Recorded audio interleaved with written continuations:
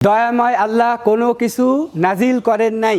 তারা বলল, দেখেন পয়েন্ট টু নোট, তারা আল্লাহকে স্বীকার করত, আল্লাহ দয়াময় এটাও স্বীকার করত, কিন্তু ইবাদত করতে হলো ভায়া হয়ে। কেন? তাদেরকে জিজ্ঞেস করা হলো। তাদের উত্তর হচ্ছে সূরা জুমার আয়াত নম্বর 2, যে মা না'বুদুহুম ইল্লা লিয়ুকাররিবুনা ইলাল্লাহি যুলফা। মা না'বুদুহুম, আমরা এদের ইবাদত করি এই জন্যে যে ইল্লা ব্যতীত, করিবুনা কারিব, কাছাকাছি তারা আমাদেরকে নিয়ে যাবে, ইলাল্লাহ আল্লাহর কাছে। তার মানে তারা আল্লাহকে জানতো, আল্লাহর উপর ইমান ছিল, আল্লাহ যে রহমান সেটাও স্বীকার করত, কিন্তু শরিক করতে হলো আল্লাহর ইবাদতে, শরিক করতে হলো আল্লাহর ইবাদতে। এভাবেই যখন তারা বলা শুরু করে দিল, মারতে আসলো, তখন শহরের কিনারে একজন মানুষ ছিল। ওয়াজাআ মিন আকসাল মাদিনাতি রাজুলুন ইয়াসআ ক্বালা ইয়া কওমি ইত্তাবিউল মুরসালিন ইত্তাবিউ মান লা ইয়াসআলুকুম আজরান ওয়া হুম মুহতাদুন। তখন দূরে একজন মানুষ, দূরে তার কাছে কিতাব ছিল যে রসুল আসবে, তারা দাওয়াত দিবে। যখন শুনলো যে আমার কওমের লোক রসুলদের সাথে বেয়াদবি শুরু করেছে, তাদেরকে অপমান শুরু করছে, তাদেরকে অস্বীকার করতেছে, তাদেরকে হেয় করতেছে, একটা পর্যায়ে জানে মারার ষড়যন্ত্র করছে, এইটা তিনি শুনলেন। ওয়াজাআ মিন আকসাল মাদিনা, মাদিনা মানে হলো শহর, আকসা মানে দূর, আকসা থেকে মসজিদুল আকসা, অর্থাৎ প্রান্ত, প্রান্ত মানে দূরে হয়। শহরের প্রান্ত থেকে একজন দৌড় দিয়ে আসলো। সাআ মানে সাই, আমরা যেমন মক্কা মদিনায় হজের সময় সাই করছি, যারা হজ করছেন সাই করেন, দৌড় দিয়ে আসলো। দৌড় দিয়ে এসে বলল, ইয়া কওমি, ও আমার কওম, ইয়া মুতাকাল্লিম, ইত্তাবিউল মুরসালিন, ইত্তাবিউ মানে ইত্তেবা করো, মুরসালিন রসুলদের ইত্তেবা করো, রসুলদের কথা মেনে নাও। ইত্তাবিউ মান লা ইয়াসআলুকুম আজরান ওয়া হুম মুহতাদুন, এই রসুলদের কথা তোমরা মেনে নাও, তারা তোমাদেরকে শিরক থেকে ফেরাচ্ছে, এগুলো ছাড়ো, এক আল্লাহর ইবাদত করো, শুধুমাত্র আল্লাহর ইবাদত করো, আর রসুলদের কথা মেনে নাও, তাদের অনুসরণ করো। কেন? ইত্তাবিউ মান লা ইয়াসআলুকুম, তারা সওয়াল করে না, তারা চায় না, কুম কা এক বচন, কুমা দ্বি বচন, কুম বহু বচন, তোমাদের কাছে তো তারা কোনো প্রতিদান চায় না, এক কাপ চা চায় না, কোনো ক্ষমতা চায় না, টাকা চায় না, পয়সা চায় না, নিঃস্বার্থ তারা বলছে শুধুমাত্র তোমরা আল্লাহর ইবাদত করো। ওয়াহু মুহতাদুন, এবং তারা হলো হেদায়েত প্রাপ্ত, অর্থাৎ তারাও সঠিক রাস্তায় আছে, সুতরাং তোমাদেরকেও সঠিক রাস্তায় ডাকছে, তোমরা তাদের কথা অনুসরণ করো। এই দাওয়াতটা যখন এই লোকটা দিয়েছে, রজুল আরবি ব্যাকরণের নাকেরা বলা হয়, ইংলিশে আমরা বলি ইনডিফিনিট আর্টিকেল, অর্থাৎ অনির্দিষ্ট সাধারণ একজন মানুষ রজুল। এই সাধারণ একজন মানুষের কথাকে আল্লাহ কোরআনে স্থান দিয়েছেন, বলেন সুবহানাল্লাহ। কেন? কারণ তিনি আল্লাহর সাথে শরিক করেননি, আর তিনি সঠিকভাবে মানুষদেরকে বলতেছেন যে তোমরা আল্লাহ রসুলের অনুসরণ করো। প্রথম দাওয়াতটা ছিল ইত্তাবিউ, অনুসরণ করো, কাদের? মুরসালিন, রসুলদেরকে অনুসরণ করো, কারণ তারা সঠিক পথে প্রাপ্ত, তারা তোমাদের কাছে কোনো প্রতিদান চায় না। এটা কি খুব অপরাধ হয়েছে? কোনো অপরাধ হয়নি। এই এতটুকু বলার সঙ্গে সঙ্গে এই লোকগুলো এই হাবিবকে, হাদিসে আসছে নাম আব্দুল ইবনে আব্বাস রাদিয়াল্লাহু আনহু বলেন, এই লোকটার নাম হলো হাবিব ছিলেন। এই হাবিবকে তারা প্রথমত মায়ের শুরু করে দিল। একজন মানুষ দাঁড়িয়ে থাকলে মায়ের খেতে খেতে তো পড়ে যাবে, তাই না? মারতে মারতে মারতে মারতে মারতে ফেলে দিল, পড়ে গেছে। কারণ 2-4টে মায়ের খেলে কি একসময় তো শরীর দুর্বল হয়ে যায়, মানুষ জমিনে পড়ে যায়। জমিনে যখন পড়ে গেল, তারপরে মানুষগুলো তার উপর উঠে পড়লো। আইল যেমন খসে না, জমি যেমন দাবায় রাখে না, এরকম করে মানুষ তার উপর উঠলো এবং খসা শুরু করে দিল। একজন মানুষের উপর যদি শত শত মানুষ ওঠে, এরকম আইল পাড়ার মতো যদি খসে, এই যেমন মাখন ময়দা বানায়, রুটি বানায়, এইরকম করে যখন খসে, যখন খসা শুরু করে দিল, তখন মানুষের চাপে তার পায়ুদার দিয়ে একেবারে নারী ভুরি সব বেরিয়ে গেল, এবং এই হাবিব শহীদ হয়ে গেল। বলুন ইন্না লিল্লাহি ওয়া ইন্না ইলাইহি রাজিউন। সর্বশেষ তার মুখের কথাটা ছিল, ইয়া আল্লাহ, ও আল্লাহ, এই কওমরা লা ইয়ালামুন, এই কওমরা জানে না। তাদেরকে ইকফির কওমি, আমার কওমকে ক্ষমা করে দেন। কারণ তারা রসুলদেরকে চিনতে পারে নাই, তারা জ্ঞান নাই, তারা অজ্ঞানের মতো কাজ করেছে। আল্লাহ আপনি তাদেরকে ক্ষমা করে দেন। মৃত্যু শয্যায় সবাই তার উপর চাপতেছে, পাড়া দিচ্ছে, খসতেছে এবং আস্তে আস্তে শহীদ হয়ে যাচ্ছে। মুখ দিয়ে রক্ত বেরোচ্ছে, একবার কল্পনা করেন, এবং পায়ু দিয়ে নাড়ি ভুঁড়ি সব বেরিয়ে যাচ্ছে খসাতে। আর সর্বশেষ তিনি এই কথাটাই বলেছেন, রব্বি, ও আমার রব, ইকফির কওমি, আমার কওমকে ক্ষমা করেন। কেন? বিমা লা ইয়ালামুন, তারা জানে নাই, তারা বুঝতে পারে নাই। কিলা দখুলিল জান্নাহ, যখন শহীদ হয়ে গেল আর আল্লাহর পক্ষ থেকে বলা হলো মাজহুল, কলা হলো অ্যাক্টিভ, কিলা প্যাসিভে আছে। কিলা দখুলিল জান্নাহ, আল্লাহর পক্ষ থেকে বলা হলো তুমি জান্নাতে ঢুকে যাও। বলুন সুবহানাল্লাহ। তো জান্নাত তো হবে হলো হিসাব নিকাশের পরে। তার মানে এখন এই যে জীবনটা, এটাই, এই কবরটাকে আল্লাহ তার জান্নাতের অংশ করে দিয়েছেন। বলুন সুবহানাল্লাহ। ক্বালা রব্বি, যখন সে এইরকম সুন্দর সম্মানিত জীবন পেল, তখন বলল বিমা গফারলি রব্বি ওয়া জাআলানি মিনাল মুকরামিন, আল্লাহ কেন যে আমাকে ক্ষমা করে দিয়েছেন এবং আমাকে বানিয়েছেন মিনাল থেকে হরপেজার মুকরমিন, কারিম মানে সম্মানিত, এখান থেকে হলো মুকরমিন, মানে এই যে আল্লাহ আমাকে কবরে এত সম্মানিত রাখলেন, আল্লাহ যে আমাকে কেন মাফ করে দিলেন আর এত কেন সম্মানে আমাকে রাখলেন, আল্লাহ আপনি আমাকে একটু পৃথিবীতে আবার ফেরত দেন, আমি এই লোকগুলোকে আরবার বলে আসি, তাহলে মনে হয় তারা মানবে। আল্লাহ বললেন না, এটা সম্ভব না, তোমার কথাগুলো আমি কোরআনে স্থান দিলাম। বলুন সুবহানাল্লাহ। ভাইরা আমার, এই কাহিনীটা একটু গবেষণা করি। হাবিব কখনো কোনো দলের দিকে দাওয়াত দেয়নি, হাবিব কখনো কোনো ব্যক্তির দিকে দাওয়াত দেয়নি, সরাসরি দৌড়ে আসছে, ওয়াসা দৌড়ে আসছে। তার মানে আপনাকে একটু দৌড়াইতে হবে, আপনাকে একটু চেষ্টা করতে হবে সত্যটা জানার। হাবিব একাই একজন, শহরের কিনারে ছিল, অনেক দূরে ছিল, দূর থেকে দৌড়ে আসছে।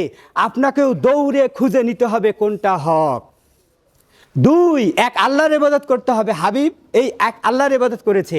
তিন, হাবিব দাওয়াত দিয়েছে মানুষদেরকে, ভয় করেনি। কি দাওয়াত দিয়েছে?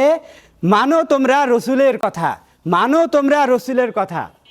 আর আরেকটা বিষয় ছিল যে সে শেষ পর্যন্ত কিন্তু বদদোয়া করেনি, শেষ পর্যন্ত সে কি ভালো দোয়া করেছে, কি আল্লাহ আমার কওমকে মাফ করে দেন, কারণ তারা বুঝতে পারেনি।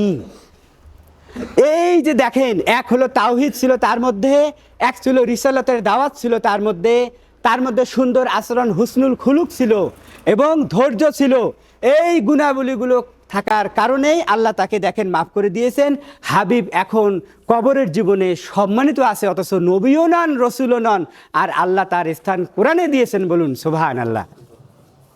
এই যে এই কাহিনীটা থেকে আমাদের শিক্ষণীয় বিষয়, সম্মানিত মুসল্লি কেরাম, ওমা খলাকতুল জিন্না ওয়াল ইনসা ইল্লা লিয়াবুদুন, সূরা জারিয়াত আয়াত নম্বর 56।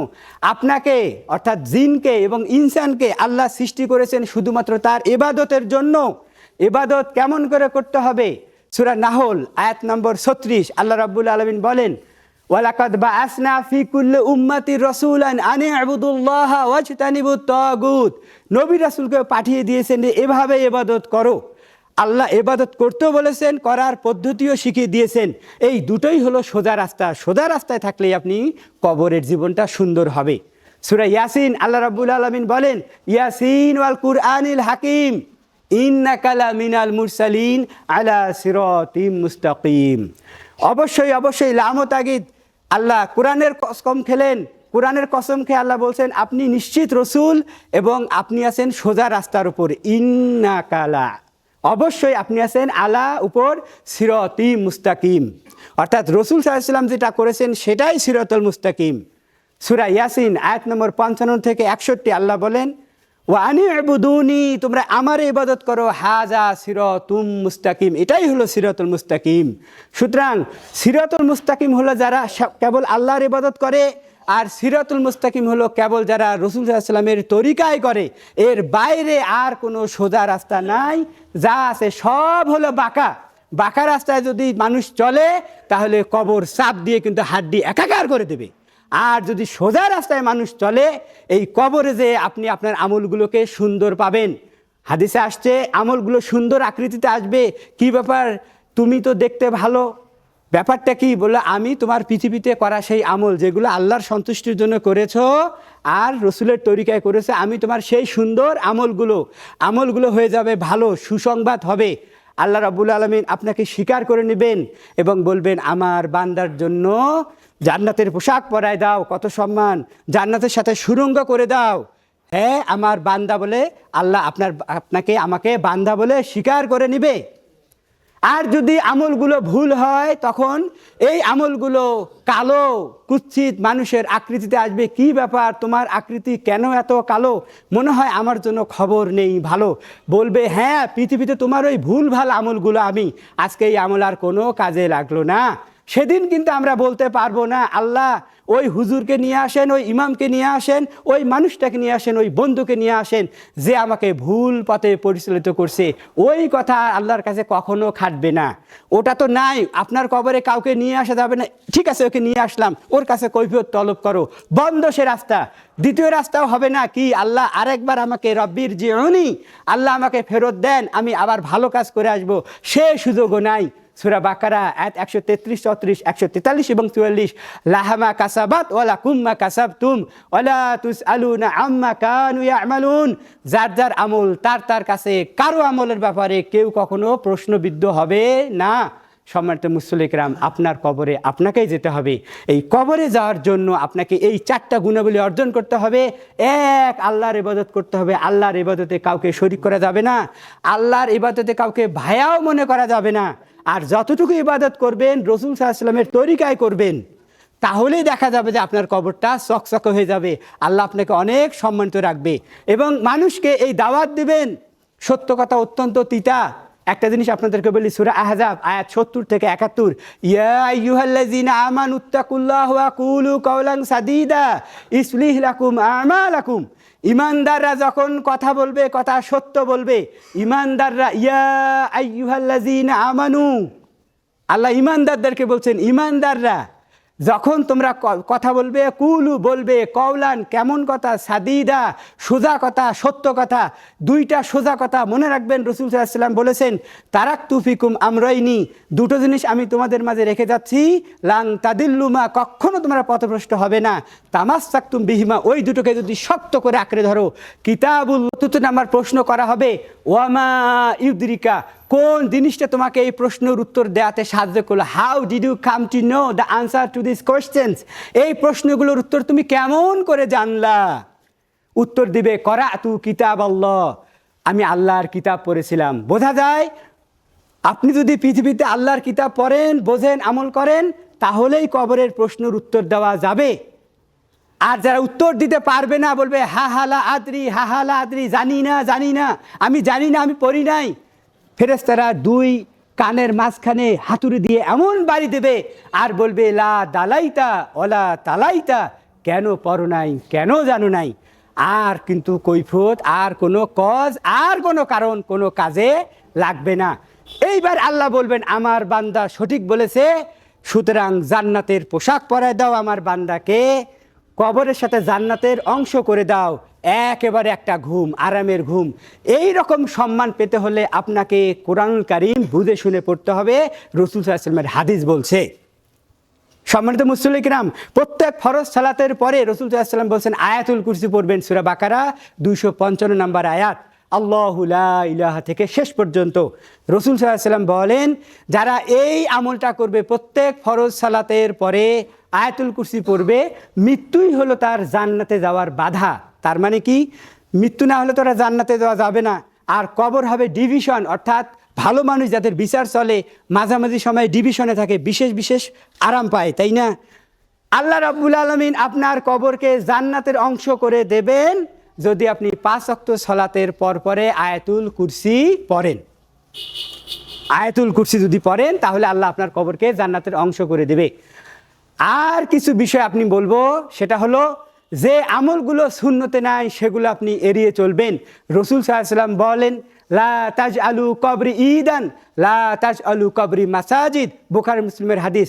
আমার কবরকে কেন্দ্র করে কোনো ইবাদত বন্দিগি করবে না, আমার কবরকে তোমরা ওরসের জায়গা, শান্তির জায়গা অর্থাৎ আনন্দের জায়গা বানাবে না।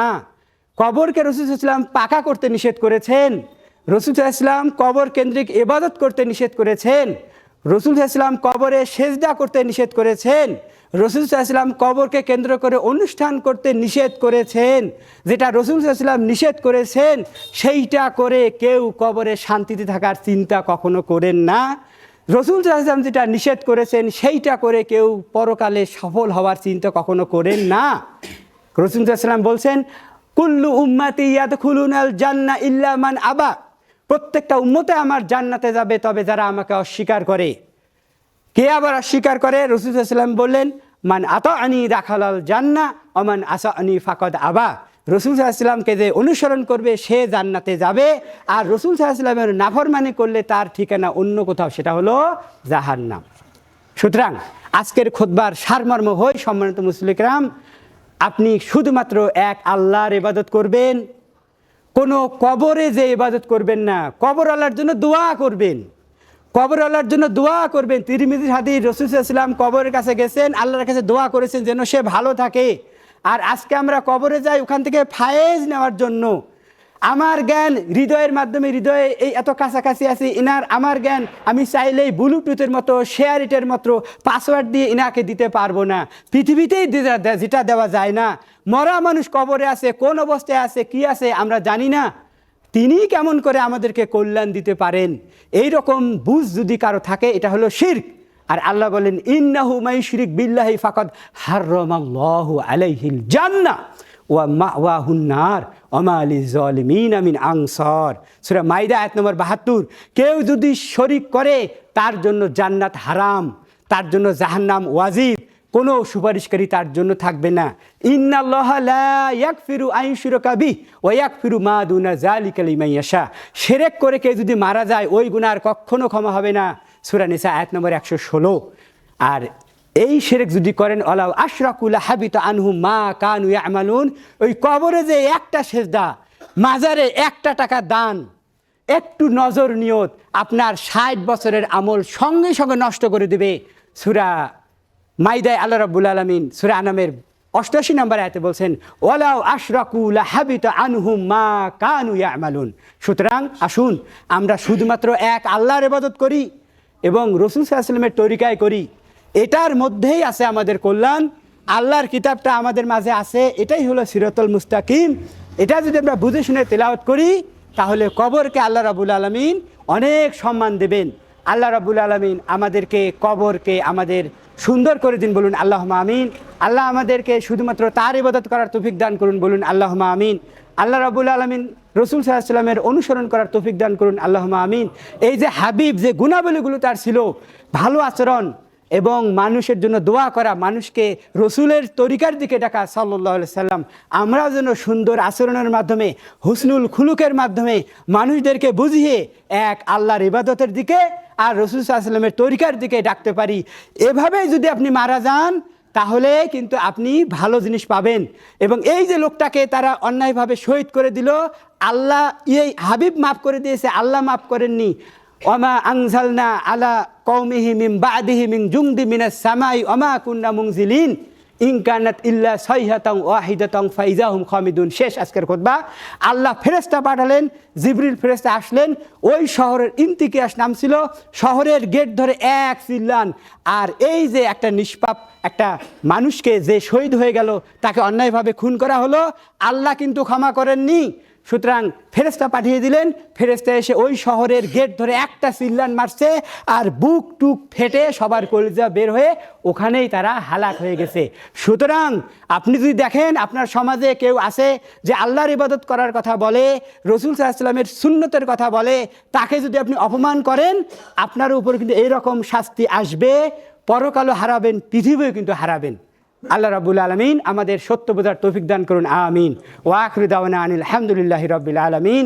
সুবহানাকা আল্লাহুম্মা ওয়া বিহামদিক আশহাদু আল্লা ইলাহা ইল্লা আনতা আস্তাগফিরুকা ওয়া আতুবু ইলাইক। সুবহানা রাব্বিকা রাব্বিল ইজ্জাতি আম্মা ইয়াসিফুন ওয়া সালামুন আলাল মুরসালিন আলহামদুলিল্লাহি রাব্বিল আলামিন। আসসালামু আলাইকুম ওয়া রাহমাতুল্লাহি ওয়া বারাকাতুহু।